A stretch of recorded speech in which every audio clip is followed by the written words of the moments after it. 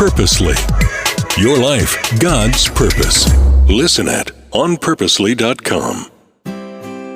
What if you lost everything and got everything back and way more than you could have ever imagined? That is Ruth's story, and as you and I are going to find out this week on the Bible for Busy People, it is our story too. Hi, I'm Erica, your host, and we are going to be digging into one of the most forgotten love stories in the Bible, and perhaps one of the most beautiful. I actually have 2 Bible verses from this story hanging on the wall in my bedroom because they are so precious to me. We're going to get to that in just a moment. But first, I just want to encourage you as we dive in to Ruth's love story that definitely comes out of left field. You'll see why in a moment.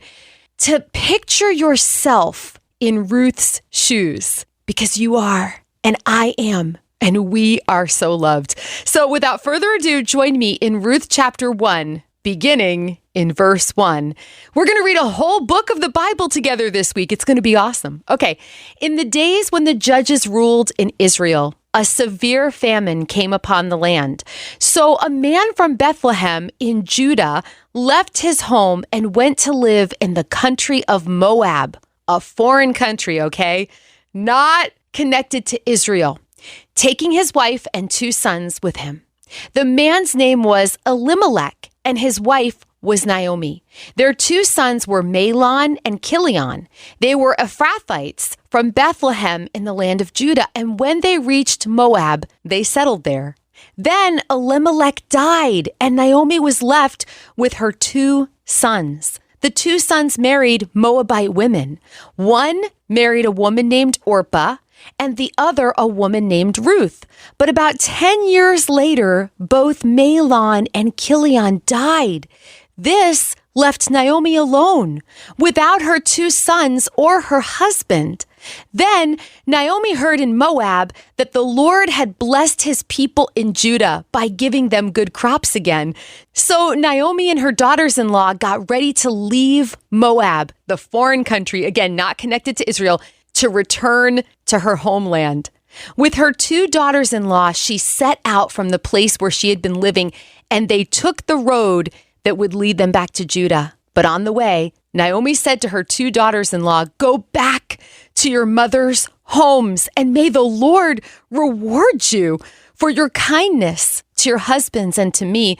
May the Lord bless you with the security of another marriage." Then she kissed them goodbye, and they all broke down and wept. Can you imagine this circle of sadness?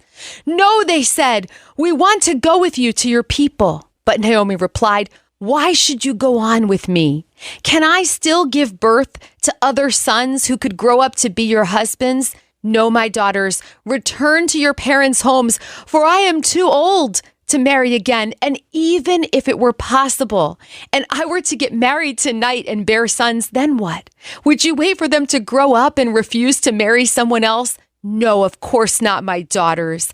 Things are far more bitter for me than for you, because the Lord himself has raised his fist against me." You can hear the hurt and anger in Naomi's words, right? And again, they wept together, and Orpah kissed her mother-in-law goodbye, but Ruth clung tightly to Naomi. "Look," Naomi said to her, "your sister-in-law has gone back to her people and to her gods. You should do the same." But Ruth replied, and by the way, these are the verses I have on the wall in my bedroom. "Don't ask me to leave you and turn back. Wherever you go, I will go. Wherever you live, I will live. Your people will be my people, and your God will be my God. Wherever you die, I will die, and there I will be buried. May the Lord punish me severely if I allow anything but death to separate us." When Naomi saw that Ruth was determined to go with her, she said nothing more. So the 2 of them continued on their journey.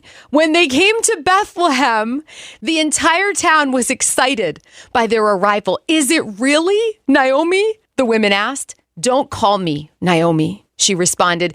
"Instead, call me Mara, for the Almighty has made life very bitter for me. I went away full, but the Lord has brought me home empty. Why call me Naomi? when the Lord has caused me to suffer, and the Almighty has sent such tragedy upon me." So Naomi returned from Moab, accompanied by her daughter-in-law Ruth, the young Moabite woman. They arrived in Bethlehem in late spring at the beginning of the barley harvest. Just when they think, my friend, that it is the end of their story, the Lord brings them back home to Bethlehem. Do you notice the city where our Savior would one day be born on that first Christmas night? The Lord brings them to Bethlehem at the beginning of the barley harvest. This is going to be extremely significant. When you and I meet tomorrow, you're going to understand why. The Lord is providing for these women. They can't see it yet. Ruth, in faith, goes with Naomi back to her husband's homeland, her mother-in-law's homeland. Ruth could have turned back to her foreign country, her homeland, like her sister-in-law Orpah did, but she didn't. She could have gone back to everything and everyone who was familiar, but she didn't. She chose the road of faith, and she walked it with her mother-in-law. Ruth was faithful. Oh, you are going to see so many parallels this week between yourself and Ruth. We are living in a foreign land away from God before we come to know Jesus. And when we walk on that road of faith, oh, that's when the love story begins. More next time. Can't wait. Till then, you are so, so loved.